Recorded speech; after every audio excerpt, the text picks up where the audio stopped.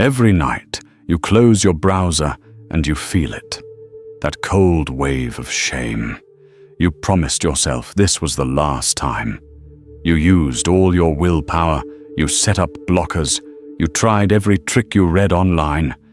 And yet, here you are again, stuck in the same loop, feeling weaker than you were yesterday. You've been told your whole life that to break a bad habit, you just have to fight harder. But what if I told you that fighting is the very reason you're failing? Carl Jung discovered something profound about human nature. No one ever quits a destructive habit. Not really.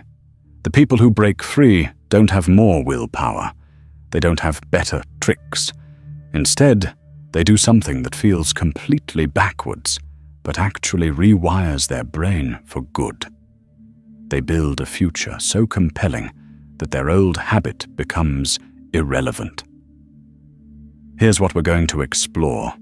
Jung found that hidden inside your shame and your failed attempts to quit lies the map to your own salvation. But most people never read this map because they're too busy beating themselves up for being weak. I know that sounds too simple, but by the end of this journey, you'll understand exactly how to stop fighting your habit and start building your escape. You'll learn the specific two-part process Jung outlined for turning the thing you hate about yourself into the fuel for becoming the person you're meant to be.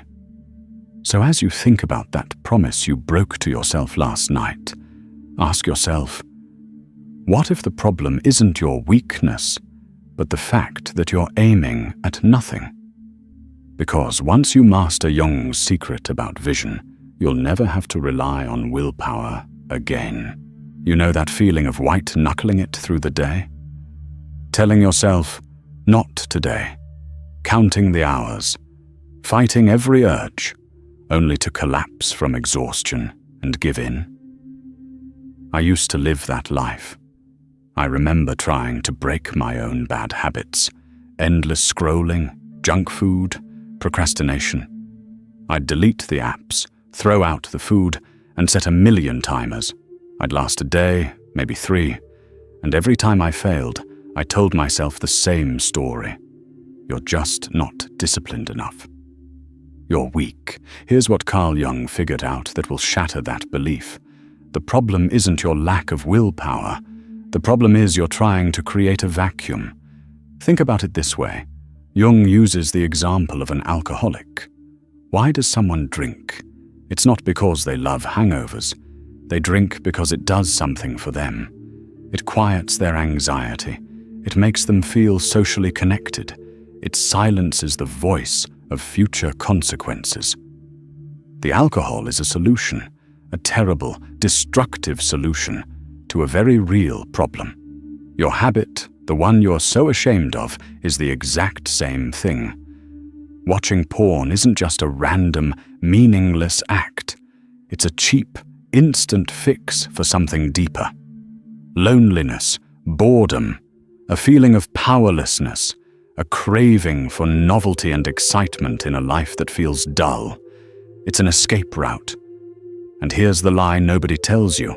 You can't just close an escape route without building a new road. When you try to use pure willpower to just stop, you're not fighting a habit. You are fighting your own brain's desperate attempt to solve a problem. And that is a battle you will lose every single time. What if I told you that every time you feel the urge, it's not a sign of your weakness, but a signal pointing to what's missing in your life? That urge for novelty? That's your soul crying out for a real adventure. That urge for connection? That's your heart begging for genuine intimacy. That urge for a momentary escape? That's your mind telling you that your current reality isn't good enough. Remember that exhausting fight you have with yourself every day? Jung discovered that the fight itself is the trap. In the next few minutes, I'm going to show you how that habit is preying on a void inside you, and how to fill that void with something so powerful the habit will starve, Imagine your life is a kingdom, and in the center of that kingdom there is a throne. That throne is meant for a king, a powerful, noble vision for your future, a clear picture of the man you want to become. Here's the scary truth. For most people stuck in a destructive habit, that throne is empty. There is no king. There is no vision. There is only a void where your purpose should be. And here's what Jung understood that is so critical. Nature abhors a vacuum. When a throne is empty, something will try to sit on it. And that's where your habit comes in. It's a jester, a con man, a counterfeit king. It sneaks into your court and sits on the throne of your life. It whispers promises of excitement, of connection, of power. It offers a cheap, pixelated version of everything you truly crave. It gives you a momentary thrill, a fake sense of conquering something, and it demands nothing of you but your attention. It becomes the organizing principle of your secret life. Your day starts to revolve around it. When you can get your next fix, how you can hide it, the cycle of shame and release. The jester is running your kingdom. This is the invisible script that's controlling you. It's not just a bad habit. It has become your default purpose. I felt this in my own life. Before I had clear goals, my days were shapeless. I was drifting, and in that drift, procrastination and distraction became my kings. They gave my days a structure, a terrible, unproductive structure, but a structure nonetheless. The porn habit does the same thing. It preys on the man who is drifting. It finds the kingdom without a king and offers itself as a ruler. And it creates a devastating downward spiral. You feel empty because you have no vision. So you turn to the habit to fill the void. But the habit is hollow. It gives you a dopamine hit that leaves you feeling even emptier than before, more ashamed, and less capable of building a real life. So the next day, the void is even bigger, and the jester's call is even stronger. But what if I told you that the first step to dethroning the jester isn't to fight him, but to build the real king? Not by focusing on what you want to stop, but on what you're going to start. First, however, you have to look into the abyss. Here's the part that's going to hurt, but you need to hear it. You are not just drifting. You are actively, with every click, choosing a destination. And if you don't define that destination for yourself, the choice will be made for you. I know it feels like you're just making a small, harmless choice in the moment. But Jung's genius was to force you to see where that path actually leads. I had to do this myself. I had to sit down and ask the most terrifying question of my life. If I let my worst habits take full control, if I keep choosing the easy, cowardly path, who will I be in 5 years? I didn't just think about it. I wrote it down in horrifying detail. This is the first half of Jung's solution. You must define your personal hell. Stop thinking of it as a mistake you keep making. Start thinking of it as the future you are currently building. What does that look like? Jung doesn't pull any punches. You're the 35-year-old with the mind of a 16-year-old whose tastes are getting darker and more perverse because the old stuff doesn't work anymore. You're the guy whose real-life relationships are shallow and failing because you can't connect with a real person. You're the man whose creative and productive energy is being drained away into a screen, leaving you tired, cynical, and full of self-hatred. That's your destiny. That's the hell you are casually walking towards. Do you want that? You have to make it real. You have to feel the disgust and the terror of that future.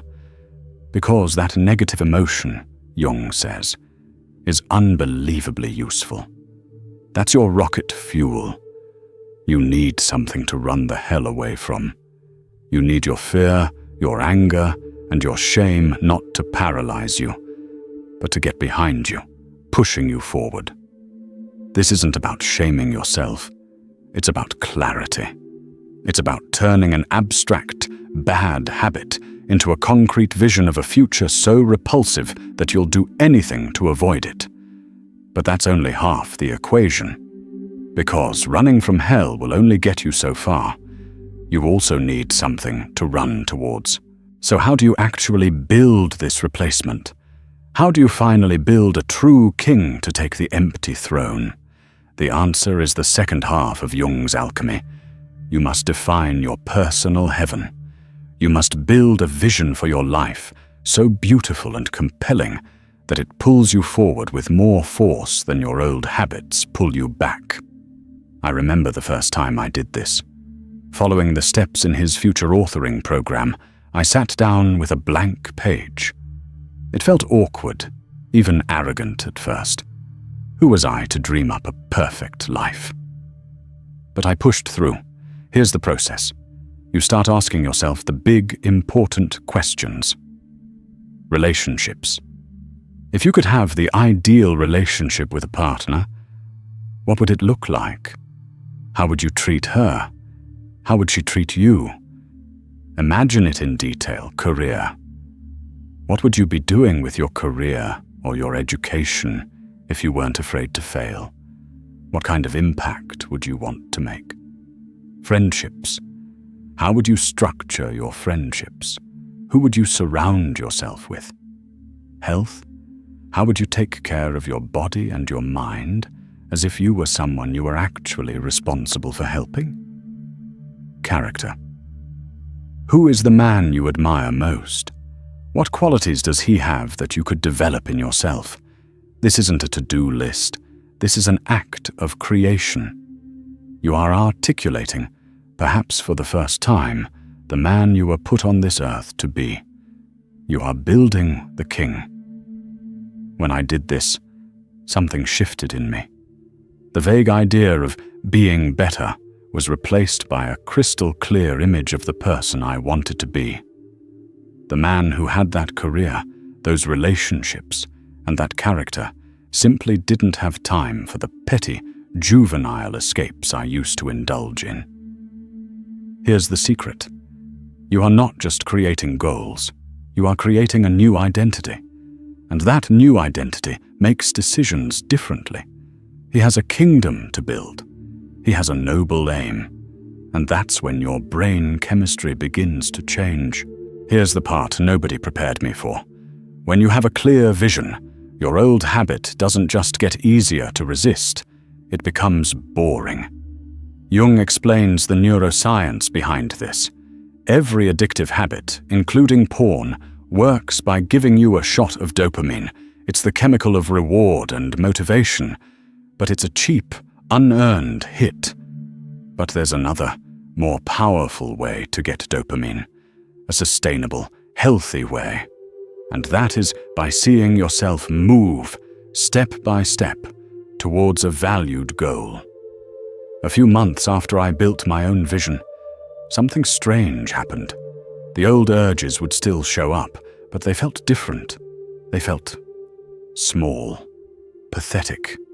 The thought of wasting an hour on a meaningless habit when I had a kingdom to build felt like choosing to eat garbage when there was a feast waiting for me. The battle was over. Not because I won, but because I had left the battlefield entirely. This is the energetic shift. You stop fighting. You start building. The energy you used to spend on willpower, resistance, and shame is now channeled into your work, your relationships, your health. You're too busy pursuing your heaven to even think about the hell you left behind. The people who break free aren't the ones who learn to hate their habit the most. They're the ones who learn to love their future more. That counterfeit king, that jester on the throne, you don't need to stage a bloody coup to overthrow him. You just build the true king. And when the true king walks into the room, the jester quietly slips out the back door. He has no power in the presence of a true purpose. Your habit isn't beaten. It's outgrown. It's rendered obsolete. You don't need willpower to not engage with it anymore, for the same reason you don't need willpower to not play with children's toys. You've simply moved on to more interesting things. Remember that cold wave of shame you felt, trapped in a cycle you thought you couldn't break? Now you know the truth. You weren't trapped by a lack of willpower. You were paralyzed by a lack of vision. The throne of your life was empty, and you were letting a jester run the kingdom into the ground. Your problem wasn't that you were weak, it was that you were aiming at nothing. But Jung's secret reveals the stunning reversal. The cure for a bad habit isn't to stop, it's to start. To start building a life so meaningful that the old escape routes become ugly, boring dead ends. This changes everything. You are no longer a victim of your urges. You are an architect of your future. You are a king with a kingdom to build. So here's a question that only makes sense now that you've completed this journey. The hell you've been drifting towards is real if you do nothing. But the heaven you can imagine is also real if you choose to build it. Which one will you give your life to, starting today? Take a moment to think about that, because the person who started watching this video and the person you are right now, they don't have to be the same. If you're ready to stop fighting a battle you can't win and start building a life you can't help but love, subscribe now. Because this is just the beginning of what happens when you finally give your life a noble aim. The jester's reign is over. It's time to build your throne.